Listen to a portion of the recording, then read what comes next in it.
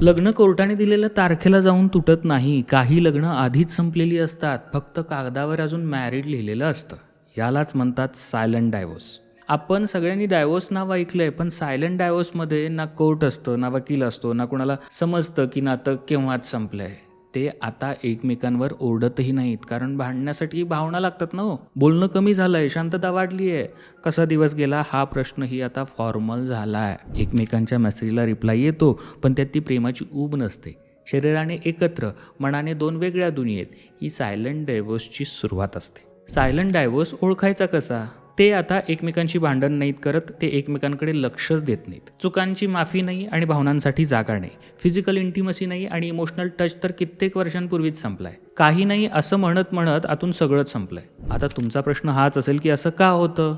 हे असं होतं कारण नातं अचानक संपत नसतं. एकमेकांना समजून घेणं, ॲप्रिसिएशन कमी होणं, एक एक करून नात्यासाठी प्रयत्नच थांबणं आणि शेवटी थकून सोडून देणं.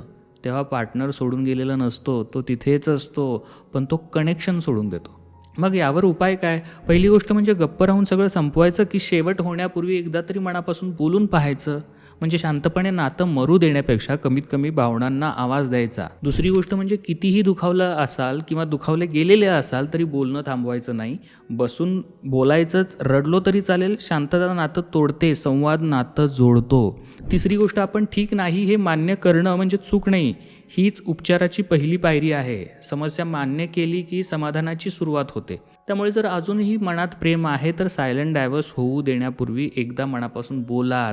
तुमच्या नात्यामध्ये असे जर काही प्रॉब्लेम्स येत असतील, सल्ला घ्यायचा असेल तर माझा पेड काउन्सिलिंग कॉल बुक करू शकता. अधिक माहितीसाठी व्हॉट्सअप करा 8010093939 या क्रमांकावर.